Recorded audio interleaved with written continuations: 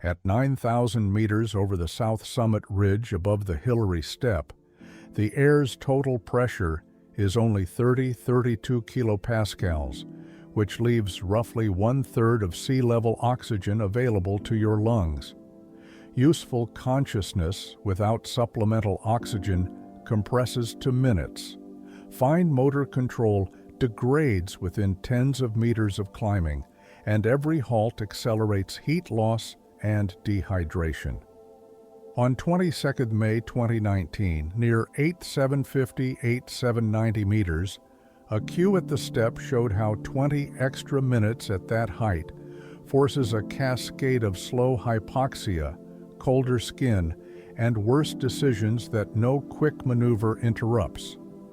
This narrative breaks down the mechanics that make a single day unsustainable near the crest of the Himalaya. Hypobaric hypoxia that throttles metabolism, cold and wind that strip heat faster than food, and fuel can replace it, terrain that fixes vertical speed at a few dozen meters per hour, and rescue limits that cap outside help well below the problem zone. At 9,000 meters, that is about 29,500 feet, ambient pressure sits near 32 kilopascals. Alveolar oxygen tension approaches values used in anesthesia rather than work, and jet stream bursts of 30–50 meters per second turn exposed ridges into moving ice. In winter, summit temperatures of -35 to -45 degrees Celsius push frostbite clocks toward tens of minutes rather than hours, and helicopter ceilings for meaningful lift in thin air remain around 6,500–7,000 meters, which leaves you on foot or rope for every contingency above Camp the 3. The practical value of understanding these numbers is direct and measurable. At -30 degrees Celsius with 20 meters per second wind, skin cooling rates and mask icing set hard limits on how long a face can stay uncovered. At 9,000 meters, oxygen flow rates of 2 to 4 liters per minute at rest and 4–6 liters per minute in motion separate steady gait from stumbling. The Khumbu Icefall, the South Col at 7,900–8,000 meters, and the Summit Cone above 8,400 meters each impose distinct constraints on speed, heat, and oxygen that add rather than average. Instead of trusting fitness to compensate, most survivors plan around fixed thresholds: how many minutes a glove can be off, how many grams of fuel melt a liter of snow, and how many meters of Q deplete a cylinder before the crux. There is also a then and now contrast that matters for margins. In 1921, during the British reconnaissance, navigation relied on aneroid barometer and sketch map rather than satellite fixes, and there was no radio relay to base camp. In May 1953, organized oxygen logistics and fixed rope strategy enabled the first ascent, while today satellite trackers and numerical forecasts narrow summit windows to 3 to 5 days. Permits since the 2010s cost about $11,000 per climber in Nepal, which buys access and liaison, not safety, above 8,000 meters. Even after the 2020–2021 remeasurement set Everest at 8,848–86 meters, the physics did not change. The pressure at 9,000 meters still throttles metabolism, winds still shear at 30–50 meters per second, and rescue remains a ground problem above roughly 7,000 meters. South Col at 7,900–8,000 meters in May 1996 sets the baseline for what happens higher up. By 9,000 meters, the total air pressure hovers around 32 kilopascals, which leaves roughly one-third of sea level oxygen available for diffusion into blood. Ventilation rises toward 40 breaths per minute, but each breath carries little oxygen, so gait fragments into 10-step bursts and minute-long stands. A simple rope change that costs 60 seconds at 5,000 meters can cost 3 minutes here, as hands fumble. Every pause trims body heat and dries airway surfaces, and the next move slows more than the last, which is how a planned hour becomes 2 and a safe margin turns into debt. Time of useful consciousness at 9,000, 10,000 meters without oxygen is counted in minutes rather than hours, and the number shrinks under effort. Arterial oxygen saturation can slide into the 60s within several minutes, which means vision narrows, balance wavers, and fine motor control fails. On the South Summit Ridge, a climber who unclips to adjust a mask for 90 seconds may need 5 minutes to regain steady steps, while a partner watches for missteps across 10 meters of mixed snow and rock. In that window, cold air thickens airway secretions, a cough fit starts, and attention fragments, which invites mistakes at the next anchor. Supplemental oxygen flow decides whether pace is sustainable. At rest, near 9,000 meters, 2 to 4 liters per minute of oxygen often stabilize speech and simple tasks. In motion, 4 to 6 liters per minute support slow climbing at 10 to 20 vertical meters per hour. A standard steel or aluminum cylinder and regulator set, delivering 4 liters per minute, can give 3 to 5 hours of useful flow before pressure falls below working range. With 2 cylinders staged from the South Col, that means perhaps 8 to 10 hours of climbing and descent, which is enough only if cues, weather, and route conditions behave. When a delay adds 40 minutes, the arithmetic fails first. Mass and friction sit close behind. A typical cylinder weighs about 3.5 to 4.5 kilograms, and a regulator with mask adds roughly 1 kilogram, which increases energy use on every step and forces a slower breathing rhythm to avoid mask icing. In May 1953, the British team moved cylinders in relays to high camps to keep summit loads near 15 kilograms, while in 2019, many commercial climbers left the South Col with 2 cylinders, a downsuit, and hardware totaling more than 20 kilograms. The extra 5 kilograms at 8,400 meters slows vertical gain by dozens of meters per hour, which lengthens exposure in the coldest zone and forces a harsher flow setting to compensate. Hypoxia does not only cut speed, it degrades judgment in measurable steps. At 8,500, 9,000 meters, simple arithmetic or knot checks that take 10 seconds at sea level can take 30 seconds and still be wrong. Reaction time stretches by hundreds of milliseconds, and short-term memory drops enough that a climber may forget whether a carabiner was locked 15 seconds earlier. The result is double work at each anchor and repeated gear checks over 1 to 2 minutes, which consume oxygen and body heat without moving upward.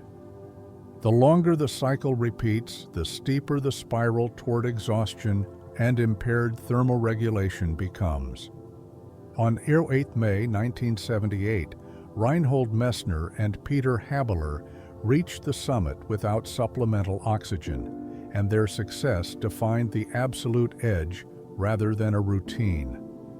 They trained to move fast, started with a small pack weight near 10 kilograms, and targeted a narrow weather window to limit time above 8,000 meters to hours, not days. Even then, reports described staggering steps and a pace that could not have supported rescue work or rope fixing. Their ascent showed that a rare physiology and precise timing might carry a team over the crest once. It also showed that for most climbers, similar exposure would end in retreat, edema, or a bivouac at lethal altitude. During 10-11 May 1996, parties above the South Col encountered delays on the summit ridge, and oxygen planning failed under unplanned time. Some climbers left Camp 4 with one cylinder intended for ascent and one for descent, each with about 3 to 4 hours at 4 liters per minute. But cues and weather stretched the schedule by 1 to 2 hours.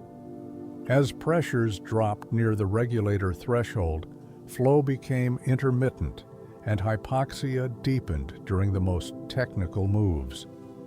Fatigue, impaired navigation, and nightfall followed, and the descent devolved into search and shelter under winds that stripped heat in minutes. The margin lost to hypoxia set up every later failure.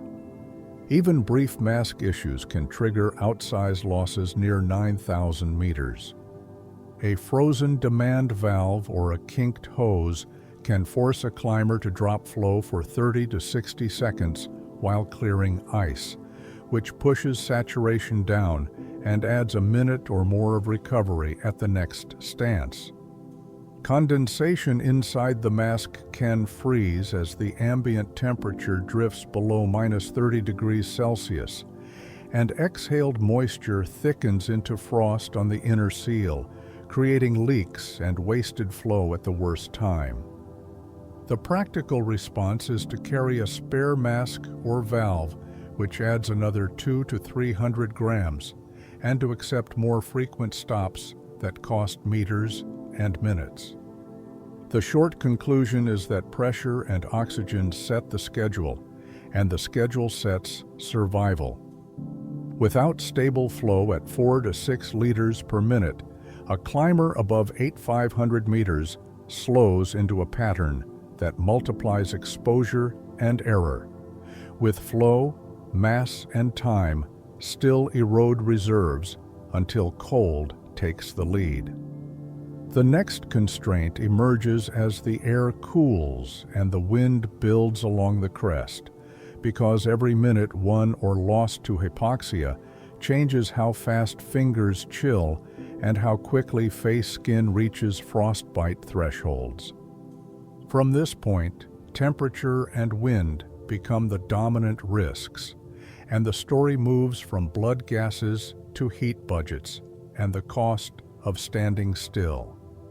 Hillary Step at 8,750–8,790 meters in spring 2019 showed what wind does before hypoxia finishes the job. Gusts near 20–25 meters per second on the narrow traverse forced climbers to brace for 10 to 20 seconds at each move, and every stop bled heat from cheeks and fingers. Air temperature hovered between -30 and -35 degrees Celsius, so exposed skin cooled fast enough that sensation thinned within minutes. A 20-minute delay shifted noses from tingling to numb, while toes stiffened inside boots despite liners. The ridge funnels air like a nozzle, so even a 5-meter detour around a rock costs another minute in the blast.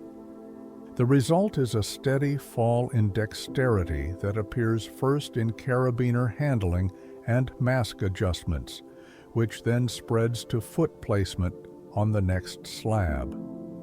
Cooling at these heights is dominated by convection and forced ventilation through clothing layers, not just radiation to a clear sky. At -35 to -40 degrees Celsius, a face left uncovered in wind above 15 meters per second can pass from pain to cold numbness in 10 to 20 minutes, a window that shortens with sweat and dehydration. A down suit insulates the core, but the face, wrists, and ankles bridge to the environment through thin fabric and seams. Each 3-minute stand in the wind drops finger temperature by several degrees and raises the effort needed for the next grip. When the core chills by even 1 degree, shivering increases oxygen demand that a regulator must meet with higher flow. That extra liter per minute of oxygen buys warmth for a while, but it empties a cylinder sooner and lengthens exposure later. Goggles with polycarbonate lenses, a balaclava, and a soft face mask create a workable barrier, yet exhaled moisture complicates everything above 8,500 meters. At minus 30 degrees Celsius, water vapor freezes on the inner skirt of a full-face oxygen mask within 5 to 10 minutes of steady breathing, and ice crystals begin to lift the seal. A climber who lifts the mask to clear it for 30 seconds exposes cheek and nose to the airstream and loses heat faster than the next minutes can replace. Spindrift driven at 15-20 meters per second finds gaps at the temple and wets fleece, which then freezes into a rigid rim that presses on skin. The practical tactic is to rotate 2 face coverings and to carry a spare mask valve, a few hundred grams that pay for themselves in saved minutes. The penalty is more time stopped in the wind while swapping layers, which keeps the cooling cycle alive. Hands fail next because they must work where the wind hits hardest. A climber who removes a mitt for 40 seconds to free a stuck carabiner at 8,700 meters may drive finger temperature toward the pain threshold, especially if blood flow has already fallen during a 15-minute stand. Modern synthetic insulated mitts weigh 250-350 grams per hand and pair with thin liners for dexterity. But even this system struggles when humidity from breath leaks into cuffs and freezes. In May 1953, the Summit team used wool pile and eiderdown layers with windproof shells and kept gloves on almost continuously, which reduced frostbite risk but slowed rope tasks. In 2019, many used modular systems with leashes and pre-rigged hardware to avoid bearskin contact. This lowered task time, but icing on metal still forced pauses. Every extra minute spent warming fingers against the torso delayed the line and drained oxygen, which pushed the party closer to night. Boots decide whether toes survive the queue. Double boots with integrated gaiters and high loft liners keep the shell interior near 0 to minus 5 degrees Celsius while moving, yet temperature falls during stands. After 15 minutes of stillness at minus 35 degrees Celsius with wind above 15 meters per second, toe temperature can drift toward non-freezing cold injury, where numbness hides damage. Vapor barrier socks help by trapping moisture inside a sacrificial layer, but they increase sweat and can soften skin over hours.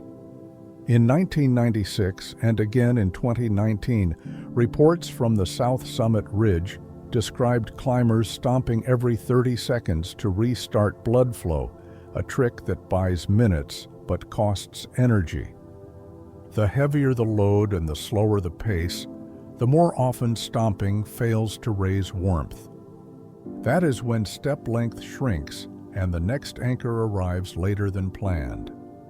The historical benchmark for these conditions remains 10-11 May 1996 on the upper mountain, when winds rose after dark and temperatures hovered near minus 30 to minus 40 degrees Celsius on the South Col and the Ridge.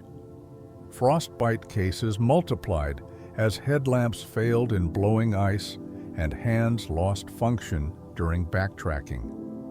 Several climbers could not manage buckles or zippers after an hour in the gale, and mask icing forced more stops, deepening the cooling spiral.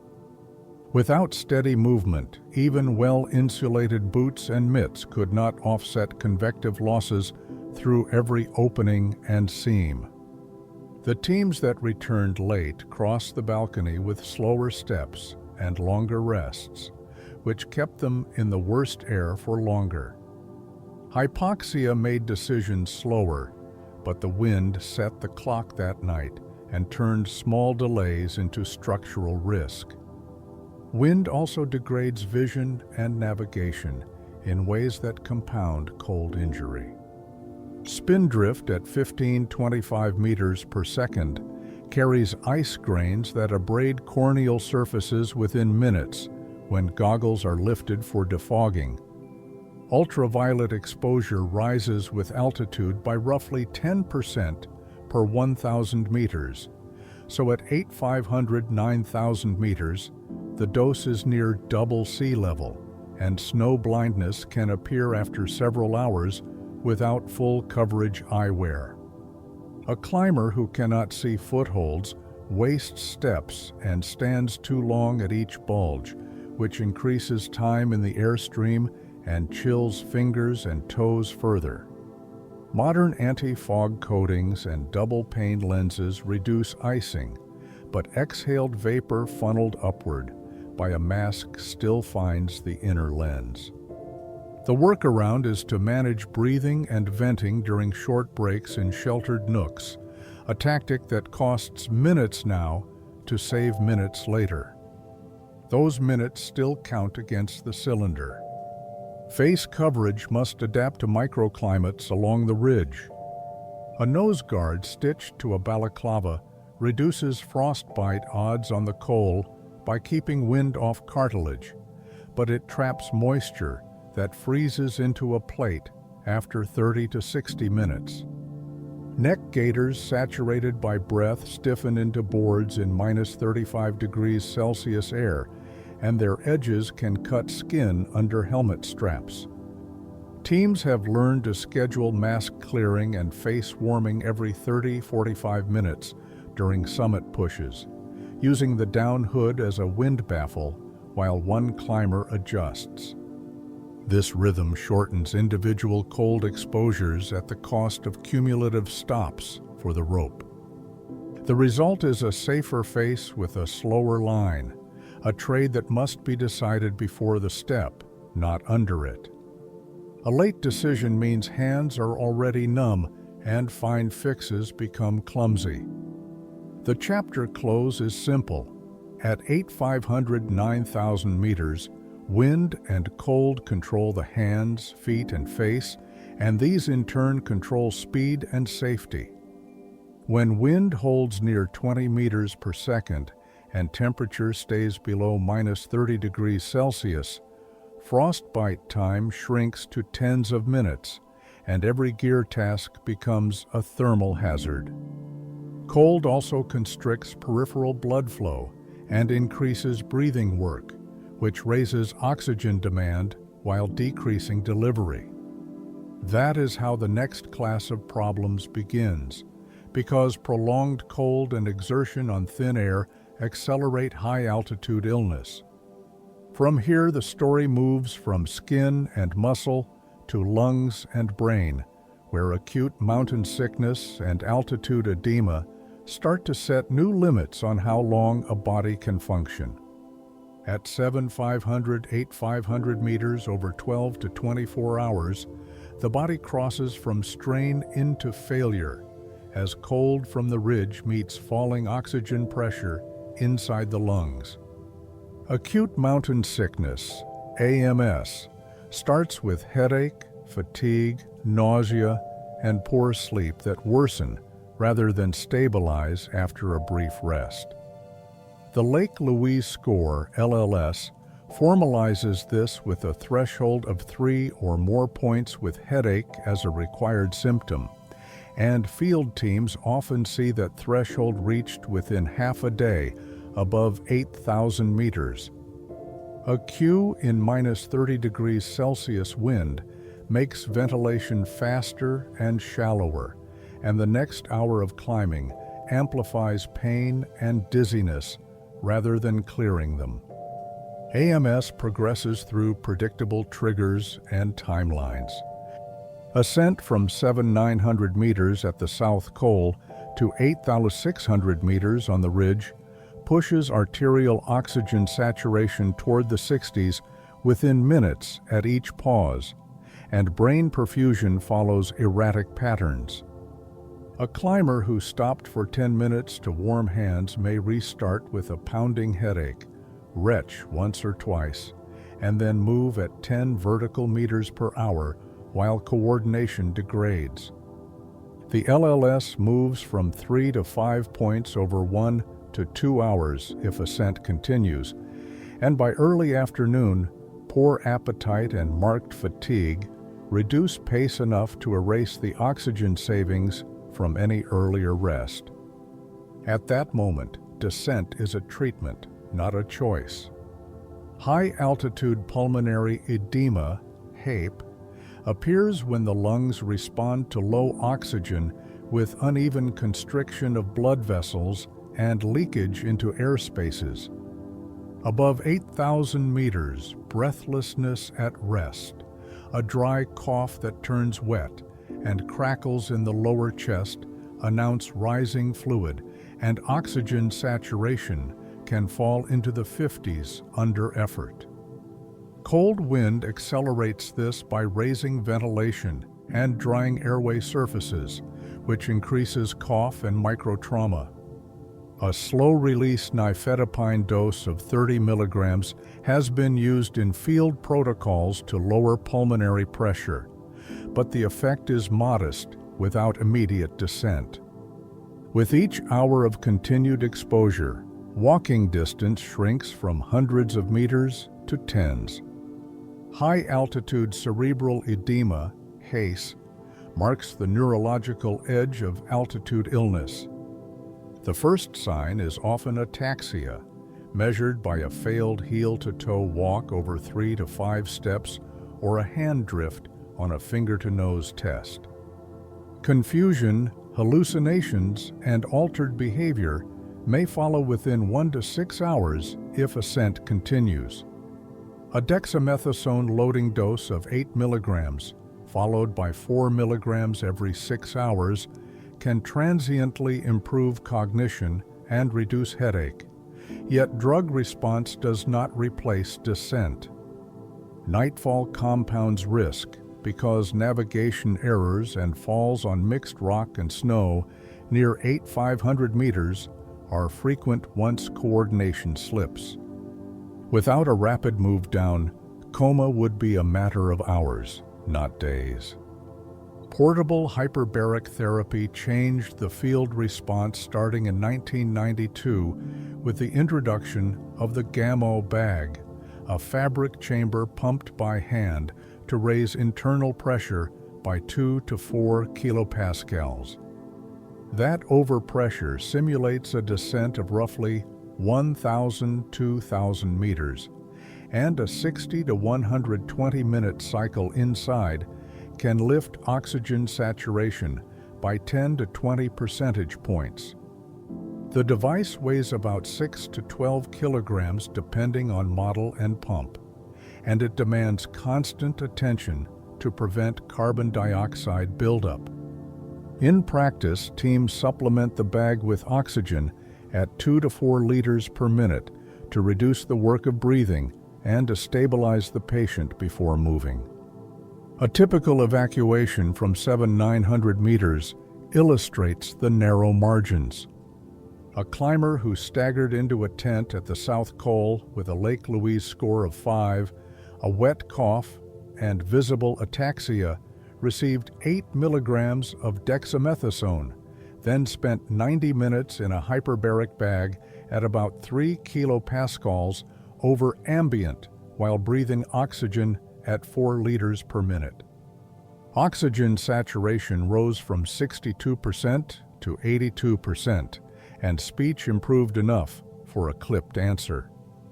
The team left with dawn light, descending through the Geneva Spur to Camp the Third near 7,200 meters over 6 to 8 hours, using a further 3 liters of oxygen and 2 rope teams for balance.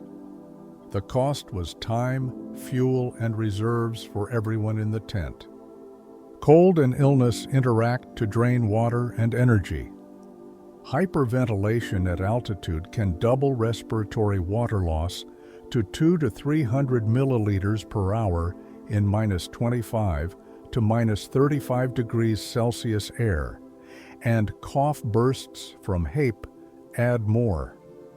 Acetazolamide at 125-250 milligrams twice daily, used to hasten acclimatization or to treat AMS, increases urination and demands extra fluid intake to avoid dizziness from volume loss. Without 3 to 5 liters of warm fluid across a day at the South Pole, blood thickens, headache deepens, and muscle work stalls even before oxygen logistics fail. Every liter requires melted snow, and each liter of melt consumes fuel and minutes that the team does not have. Decision rules must be blunt under these conditions because delays convert to pathology. AMS that does not improve with rest and analgesia at 7,900, 8,000 meters should trigger descent within 1 to 2 hours. Any sign of HAPE or HACE demands immediate downward movement by hundreds of meters with oxygen and drugs as bridging measures rather than cures. A rope of 3 can move a patient at 8,000 meters only as fast as anchors allow, which makes early recognition the only scalable defense. The earlier the descent starts, the less oxygen is burned, the fewer liters of water must be melted, and the less likely a night out becomes. The short conclusion is that altitude illness compresses the timetable left by pressure and cold into hours, not days, and it pushes teams toward water and energy deficits that grow with every stop. AMS becomes HAPE or HACE under continued exposure, and each step of that cascade adds liters to the hydration plan and grams to the fuel tally for melting snow. From here, the constraint shifts from physiology to supply, because survival over the next 12 to 24 hours depends on how much water can be produced, how much fuel remains to melt it, and how wisely flow rates and calories are rationed before the summit day dissolves into a bivouac.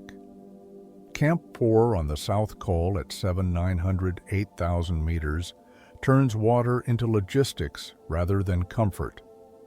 A climber needs roughly 3 to 5 liters of fluid across a summit day, yet air pressure keeps water's boiling point near about 73 degrees Celsius, so pots roll, but never truly roar. Typical fuel plans allot 250 to 400 grams per person per day, and every gram must melt wind-blown snow and heat meals. In -25 to -35 degrees Celsius air, stove starts take minutes, canisters sputter, and priming errors waste fuel. The day's range on the ridge then shrinks to the liters actually produced, not the liters imagined on a checklist. The energy math fixes the ceiling. Melting a kilogram of snow from -10 degrees Celsius to hot water near 70 degrees Celsius takes on the order of 600 to 800 kilojoules, and camp stoves deliver only a fraction of fuel energy to the pot. With kerosene or white gas at about 43 megajoules per kilogram and a field efficiency of 20 to 40%, 250 grams yields perhaps 2 to 4 liters of drinkable water. Heat exchanger pots and tight foil windscreens can lift efficiency by 20 to 30%, but spindrift and tent drafts erase gains in minutes. The margin improves with patience and declines with queues and late starts. Fuel choice changes failure modes. Kerosene and white gas run in multi-fuel stoves such as MSR XGK and Primus OmniFuel and keep pressure in deep cold. But they demand priming and regular jet cleaning, each costing tens of milliliters and minutes. Isobutane propane canisters in inverted remote setups maintain flow around -20 degrees Celsius, yet upright stoves stall as vapor pressure drops and regulators ice. An integrated system with a 1-liter pot can melt about 1 to 2 liters per hour at the South Col if sheltered. A pair of stoves doubles output at the price of fuel and attention. The pack gains hundreds of grams for redundancy, but the hours before a summit push are limited. Snow is not water until seeded and skimmed. Fresh drift can hold only 1/10 the density of liquid, so 10 liters of fluff make about 1 liter in the pot. Efficient teams seed with a cup of yesterday's melt and add compacted snow blocks to reduce scalding and time. Without electrolytes, 3 to 5 liters of plain melt dilute sodium and invite hyponatremia during a 10 to 14 hour round trip, so packets with half to 1 gram of sodium per liter, a pinch of glucose, and a squeeze of lemon powder for taste appear in most kits. Each packet weighs only a few grams, but the liters needed to dissolve them anchor the stove to the vestibule. Food tracks the water budget and appetite. Freeze-dried meals of 600 to 900 kilocalories require 300 to 500 milliliters each for rehydration, and the same pot must also brew tea and soup that a cold stomach accepts. On an 8 to 10 hour summit bid, a climber might burn 4,000 to 6,000 kilocalories, but only manage 2,000 to 3,000, mostly from gels, bars, and instant noodles. At -25 degrees Celsius, gels turn stiff and bars fracture. Hot broth with 2 to 3 grams of salt per liter goes down faster and carries water with it. Every extra liter melted at night pays back as steadier pace and warmer hands at dawn. The 2014 season showed how fuel and water can cap ambition even before weather does. After the avalanche in the Khumbu icefall on 18 April 2014, many teams halted high carries, and a few climbers reached Camp 2 near 6,400 meters with only a handful of canisters for several days. One rope team rationed roughly 300 grams of fuel per person across 2 nights, which yielded 2 to 3 liters per climber per day and forced a retreat rather than a move to Camp the 30. A similar squeeze at the South Col would be harsher because boiling at about 73 degrees Celsius extends cook times and turns every liter into another 10 to 20 minutes of flame. Melting happens inches from fabric, which adds another risk. Vestibule cooking in a 4-season tent saves heat but raises carbon monoxide, CO, if vents ice shut.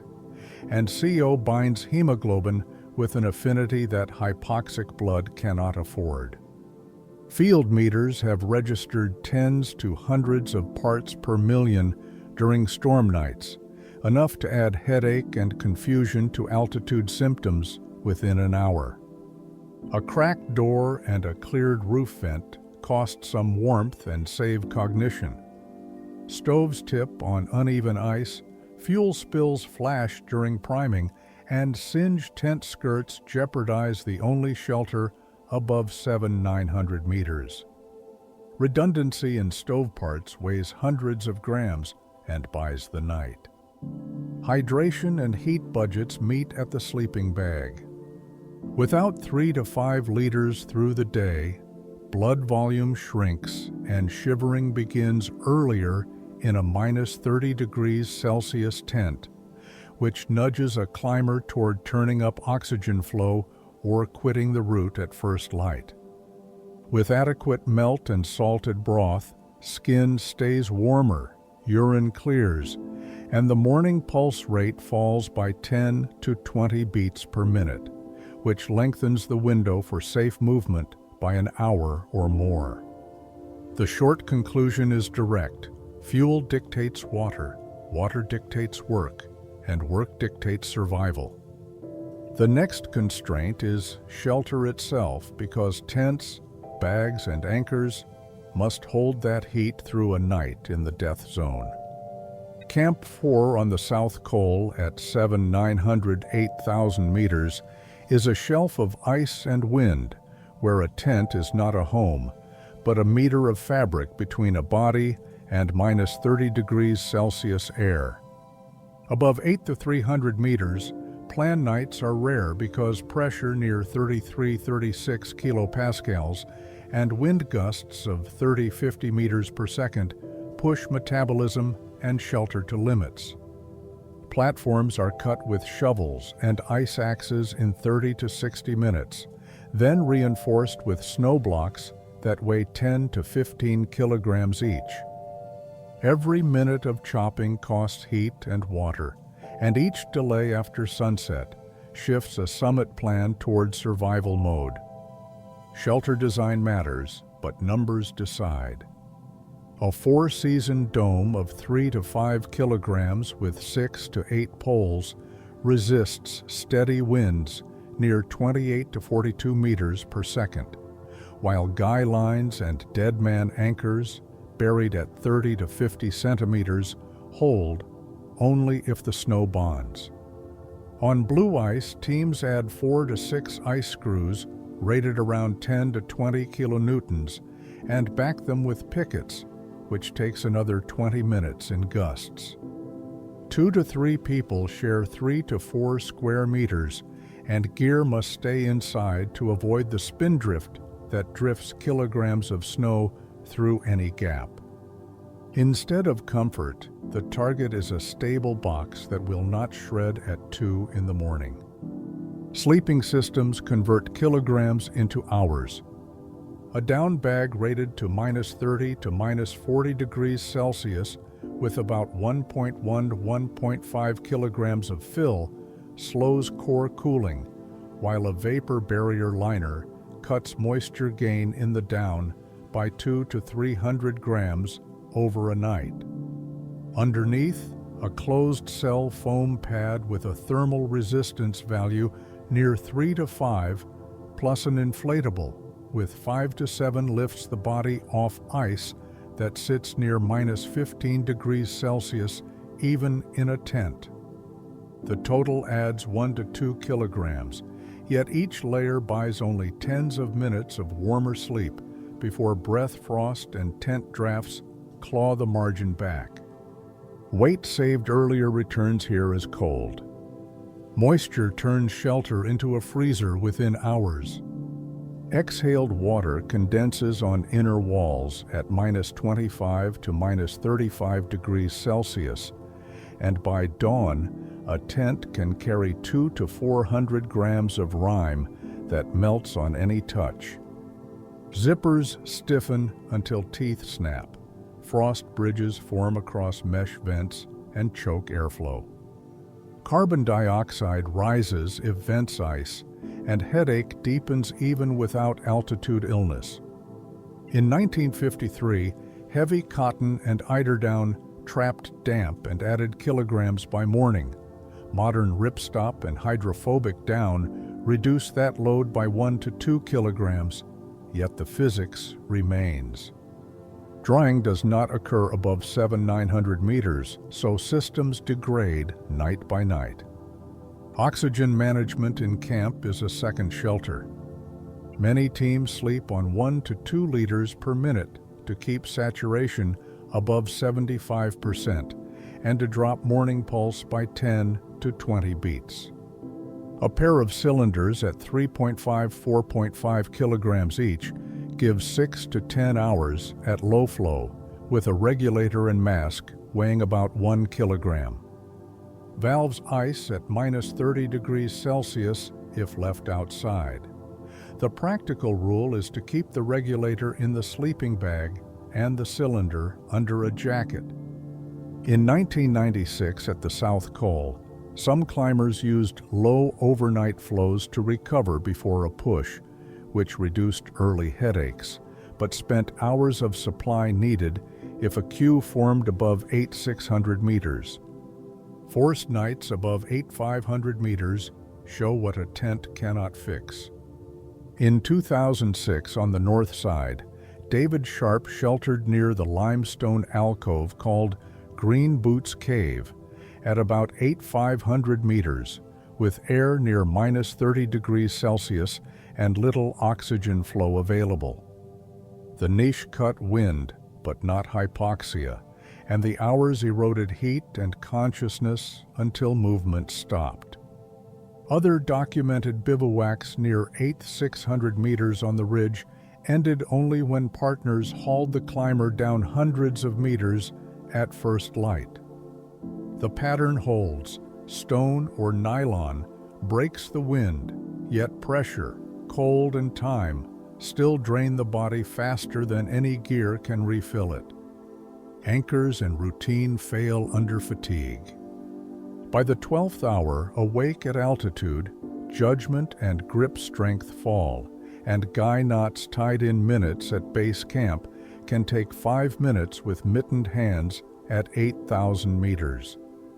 Two misset anchors that would hold at 10 kilonewtons in firm snow might rip at half that if placed in faceted crust, and a midnight gust at 40 meters per second can peel a corner and collapse poles. A repair outside in minus 35 degrees Celsius air steals 5 to 10 minutes and a finger's feeling for days. In practice, teams double guy lines and sleep with harnesses on, yet errors slip in as hypoxia and cold accumulate.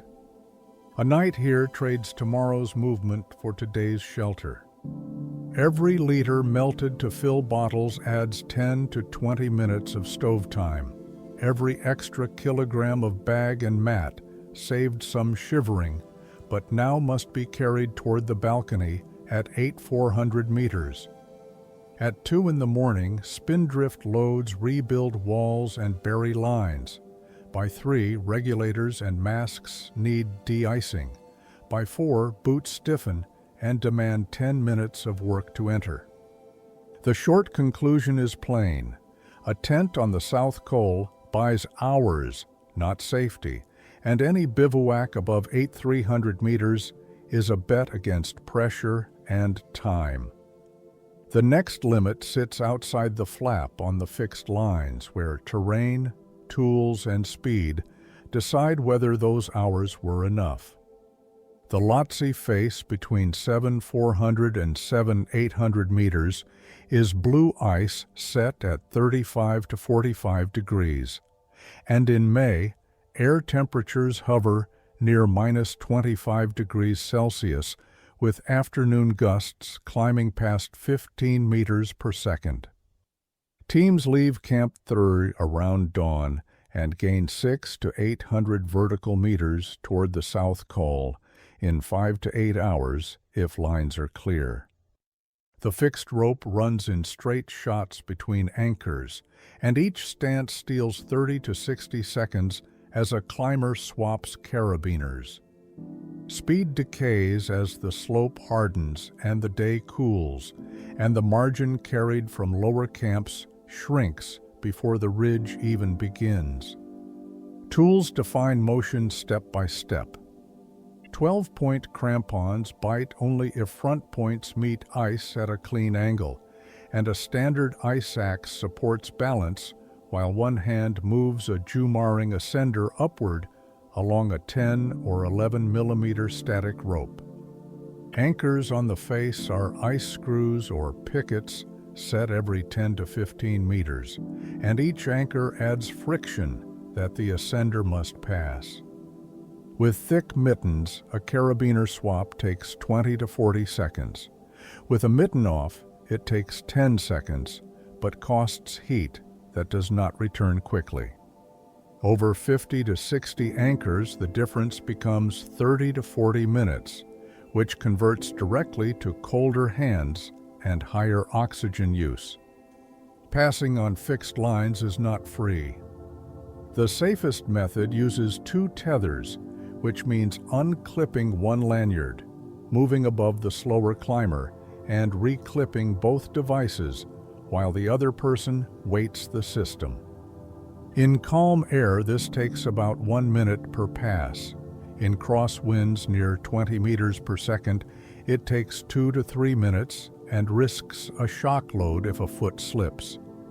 Multiply that by 10 to 15 passes in the morning flow, and a rope team burns 20 to 40 minutes before the balcony at 8,400 meters. The cue then amplifies every minor error, which raises the stake of each anchor higher on the ridge. Before 2015, the Hillary Step near 8,790 meters was a rock step of about 10 to 12 meters that funneled parties into a single file, often one climber at a time, on a fixed rope. After the earthquake of 25 April 2015, snow and rock shifted, and many teams reported a changed profile that climbed as a steep gully and cornice traverse rather than a solid block. The technical grade softened, but the corridor narrowed to a track measured in tens of centimeters and anchors concentrated at a few choke points. The effect on throughput stayed similar because a single rope still managed both directions over 20 to 30 meters of ridge. On 22 May 2019, a weather window and a large push produced a queue above the step that held climbers for 20 to 60 minutes at 8,750 to 8,790 meters. Oxygen set at 4 liters per minute to keep a steady gait consumes about 240 liters in an hour, and a typical cylinder with 800 to 1,200 usable liters gives 3 to 5 hours at that rate. A single holdup therefore erased close to a quarter of a bottle for several people and forced either a richer flow to stay warm or a slower climb on the same flow. The next anchors then met colder hands and fogged goggles which stretched every swap. The South Col to balcony section is the speed governor for the day. The vertical gain is roughly 400 to 500 meters, and above 8,500 meters, many climbers move at 10 to 20 vertical meters per hour, even with oxygen. Fixed lines across traverses sag under traffic, and a misaligned ascender can ride onto a knot and jam, which costs 1 to 2 minutes to clear with a spare carabiner. After 2015, the route variations still rejoined at the same narrow crest, so any benefit from easier climbing dissipated where the track pinched. A schedule written for smooth anchors rarely survives the constriction. Descent converts anchors into bottlenecks again.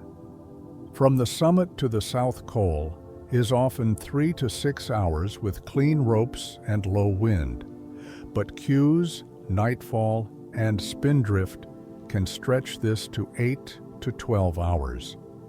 Rappels on fixed lines with a figure 8 or tube device must share anchors with ascending parties, and a single stance handles one person every 1 to 3 minutes.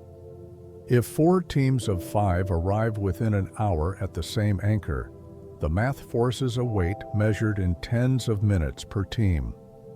During that time, oxygen cylinders cool and lose pressure, and face masks ice, which slows the next rappel even more.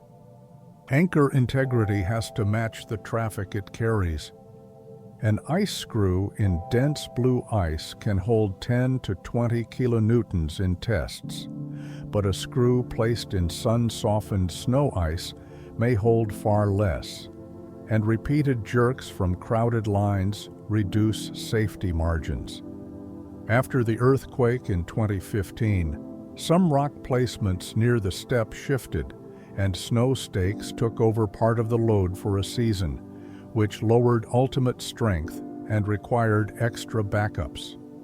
Sherpa fixing teams often add parallel lines to split flow, yet each extra rope demands more hardware carried up from lower camps. The system thus trades grams and minutes at 7,400 meters for safer minutes at 8,700 meters. The short conclusion for movement is simple. Terrain and tools set an upper bound on speed, and cues convert that bound into long weights that burn oxygen and heat. Front points, ascenders, screws, and fixed ropes keep climbers attached to the mountain, but they also meter progress in minutes per anchor rather than minutes per pitch. Once the line stalls near the balcony or the Hillary step, planning shifts from climbing to coordination. The next chapter turns to radios, navigation beacons, and rescue ceilings, because only communication and timely decisions can redistribute traffic and summon help when the line and the weather turn against a team. On 14 May 2005, an AS-350B3 touched down on the summit of Everest at about 848 meters, a test that proved what a light helicopter and perfect air can do for seconds, not what routine rescue can promise. In daily operations, power margins, density, altitude, and wind shear push evacuation ceilings to roughly 7,000 meters with a single passenger and minimal fuel. Above that band, even a skilled pilot meets downdrafts and rotor tip limits that a turbine cannot beat for long. The implication is practical rather than heroic. Radios and beacons can call for help from the South Col at 8,000 meters, yet extraction must begin on foot or rope. Communication buys coordination and weather timing. It does not replace descent in thin air. The backbone at high camps is very high frequency VHF radio, typically a handheld set of 2 to 5 watts on line-of-sight channels carried by guides and Sherpa teams. At 7,500–8,500 meters, a ridge relay can stretch range to 10 to 20 kilometers, but a gully can kill the signal within 2. Base camp near 5,364 meters often hears Camp 2 near 6,400 meters when a repeater sits in the western CWM, yet the same link fails under spindrift and ice on antennas. Each handset weighs about 250–350 grams, with a lithium-ion battery that loses 1/3 of capacity at -20 degrees Celsius and half at -30 degrees Celsius. Teams wrap spare cells in-down and rotate radios every few hours to preserve voice contact during climbs that last 12 to 16 hours. Clear voice for 10 seconds can move a fixing crew or a doctor faster than any runner. Satellite phones bridge the gaps when VHF fades, and Iridium handsets became standard from the late 2000 ISS onward, with call latency around 1 to 2 seconds and per-minute costs near 1 to 2 USD. A phone and spare battery add roughly 500–600 grams, and cold cuts talk time from several hours to fewer than 60 minutes, unless the unit rides inside a down suit. Antenna view is the other limit.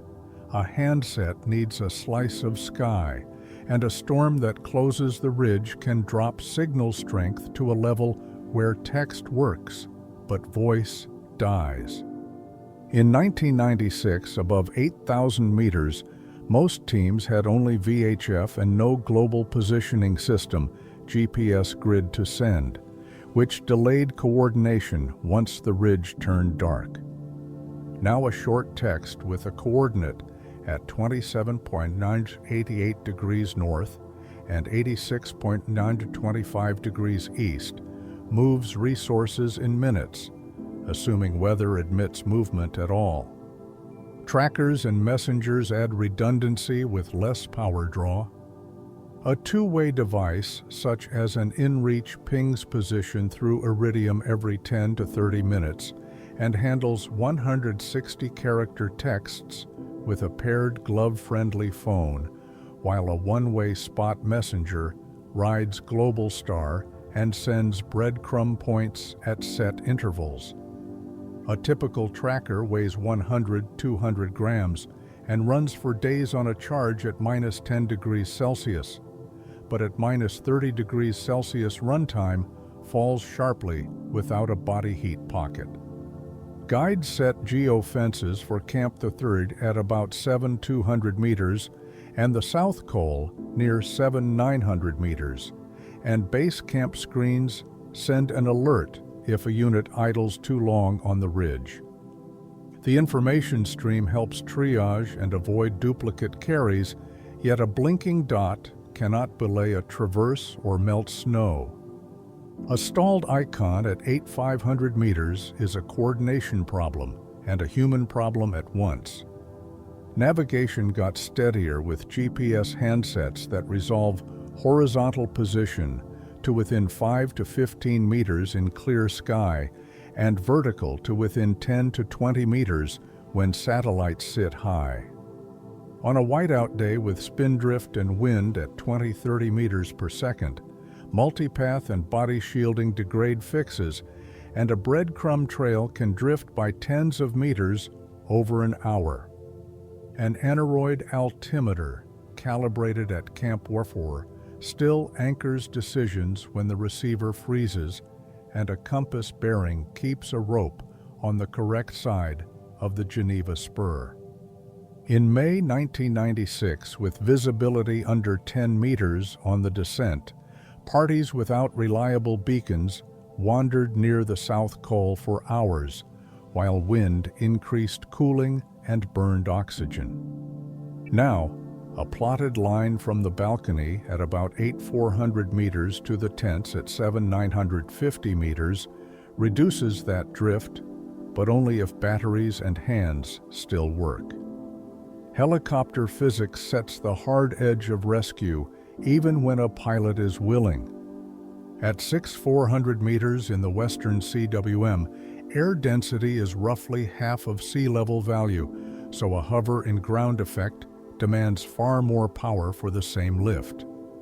An AS-350B3 that lifts 500-700 kilograms near Kathmandu must restrict to a single person and minimal fuel at Camp 2 to keep rotor speed and turbine temperatures within limits.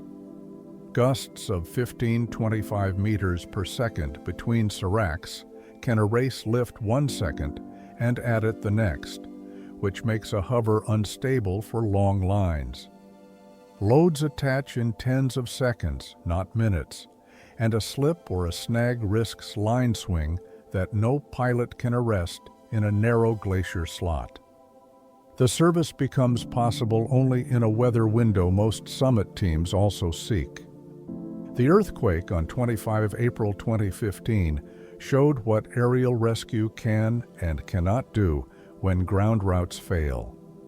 An avalanche off Pumori struck base camp and destroyed ladders in the Khumbu icefall, isolating climbers at Camp Y and Camp 2 between about 6,000 and 6,500 meters. Over the next 2 to 3 days, helicopters ferried more than 60 people from the western CWM to base camp, flying 2 to 3 minute sorties whenever wind stayed under about 15 meters per second.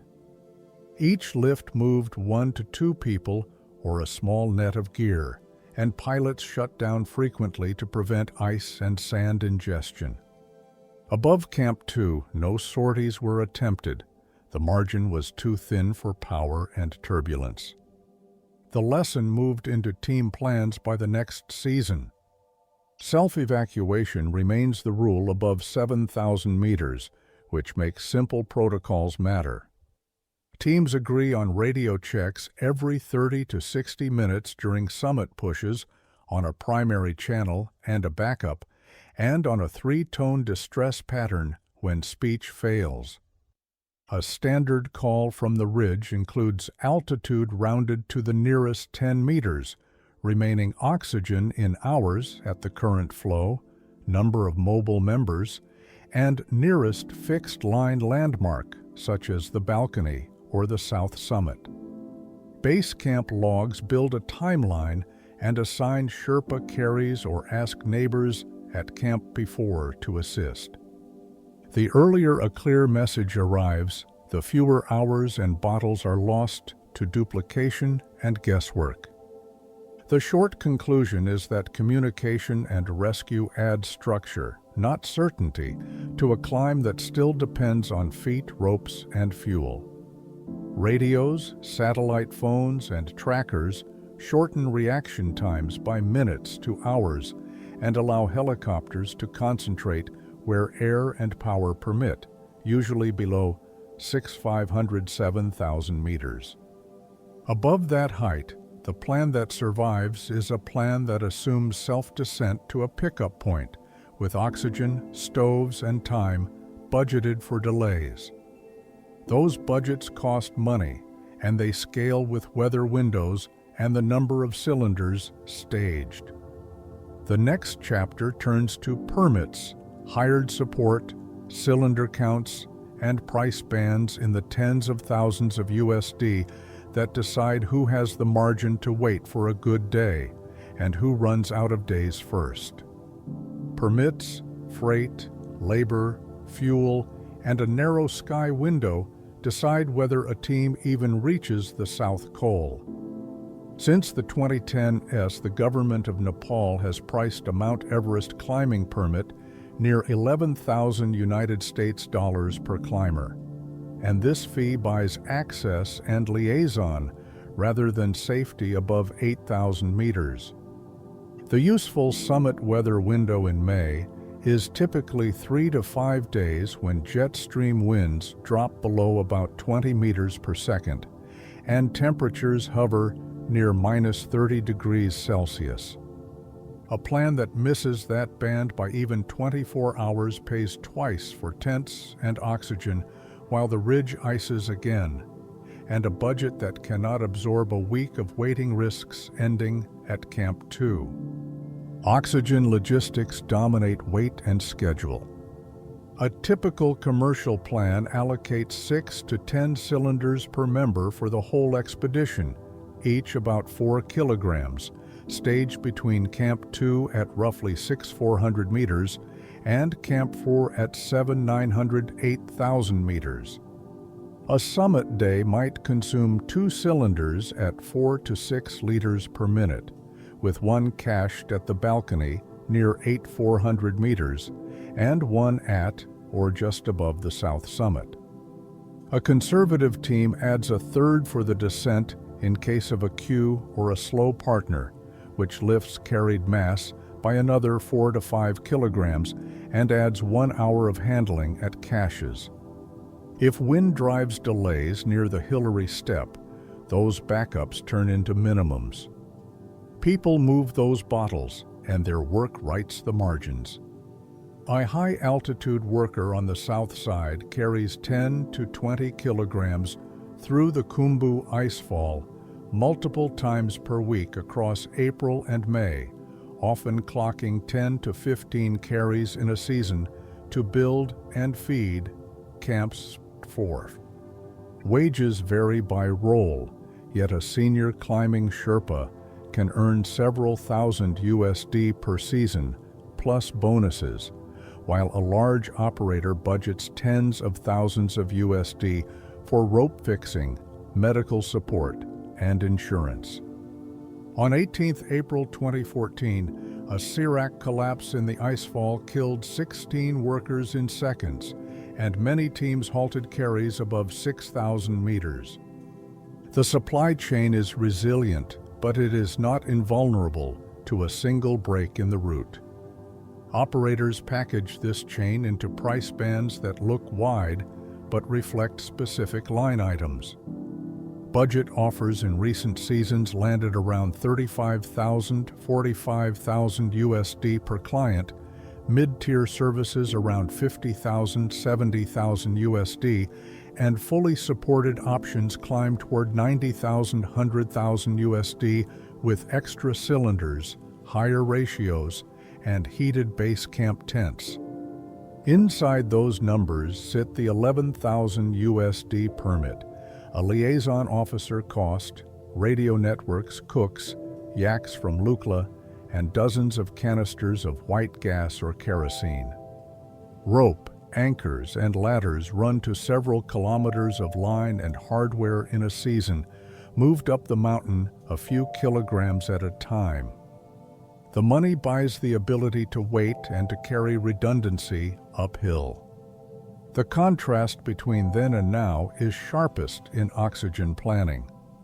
In May 1953, the British expedition used heavy open-circuit sets and steel bottles in relays to the South Col and beyond, with summit day flows near 2 to 3 liters per minute and cylinder and rig weights measured in many kilograms per climber. The logistics leaned on a pyramid of high camps and dozens of porters and Sherpa carries to move metal up the Geneva Spur. In May 2019, many clients left the South Col with 2 aluminum cylinders on harness and a third cached high, setting flows at 4 liters per minute to keep pace in a line. The modern plan cuts the mass per set, yet the number of sets grew to keep ahead of queues. Supply routes start days earlier and kilometers lower. From the airstrip near Lukla at about 2,860 meters to base camp near 5,364 meters, loads travel roughly 60 kilometers by porter and yak over 6 to 9 days, and each kilogram that rides aback here must later cross the icefall and the western CWM.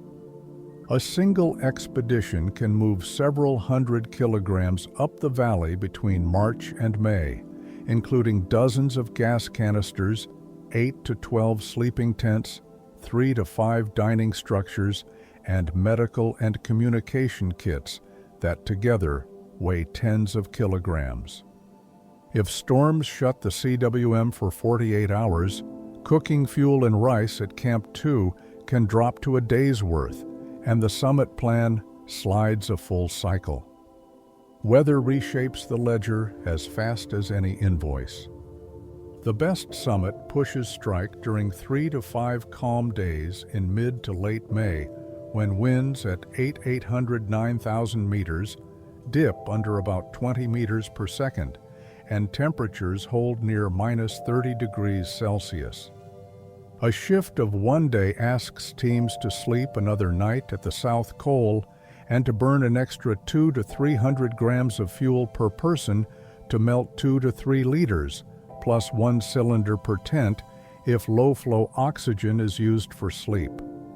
If the window collapses entirely, teams must retreat to Camp 2 and wait 3 to 7 days, consuming kilograms of food and dozens of radio minutes while ropes scour under spindrift. Small decisions cascade into costs and time. Choosing to stage 2 rather than 3 high caches may save 4 kilograms at Camp 4, but forces a lower flow on the ridge and stretches exposure by 1 to 2 hours. Clipping a bottle at the balcony saves 20 minutes of carry earlier, but costs 30 minutes of de-icing if spindrift buries the stash. Buying an extra guide or adding a 1-to-1 support ratio can shorten anchor time by minutes per station across 50 anchors, which saves a cylinder on a crowded day. The arithmetic is local and constant. Every kilogram and minute moves somewhere, and at 8,500, 9,000 meters, that movement shows in warm fingers, clear speech, and safe descent pace. The short conclusion for logistics is that money turns into fuel, cylinders, and people who place them where they matter during a 3 to 5 day window. And without that synchronized chain, a party tends to drain its reserves before the ridge clears. A permit near 11,000 USD opens the door, yet consistent oxygen, safe anchors, and the ability to wait double or triple the real cost. When those pieces align, a team can climb during the hours when wind and cold are bearable. When they do not, a climber spends a cylinder in a queue and returns to a tent with less water, less time, and a smaller chance to try again. From here, the final summary gathers the limits into a single picture of what fails first, what weakens with time, and what stays outside human control. Across 8,000 to 9,000 meters between the South Col and the summit cone, survival is bounded by pressure, cold, and time. At 9,000 meters, the total pressure of 32 kilopascals leaves about 1/3 of sea level oxygen. Without supplemental oxygen, useful consciousness lasts minutes, and with flows of 4-6 liters per minute, work slows to 10-20 vertical meters per hour. Air at -30 to -45 degrees Celsius with 20-40 meters per second, winds halves hand function in tens of minutes, while practical helicopter rescue remains below about 6,500–7,000 meters. The day compresses into a few workable hours, and any queue or detour converts a planned round trip into a night out that gear and will cannot redeem. 3 conclusions hold from 1921 through 2025. First, hypoxia breaks plans.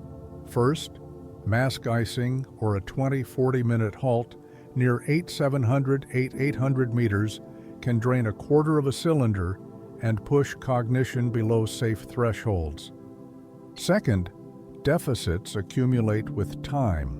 3 to 5 liters of meltwater and 250–400 grams of fuel per person per day are hard limits. Short sleep at -30 degrees Celsius erodes pace, and each anchor then takes longer with colder hands. Third, external factors dominate outcomes. Jet stream bursts at 30–50 meters per second, SIRAC failures like 18 April 2014, and earthquakes like 25 April 2015 reset routes. A 3 to 5 day May window and permit costs near 11,000 United States dollars do not change the physics. The mountain's height, measured as 848.86 meters, is a number. The margins at 9,000 meters remain narrow and brief.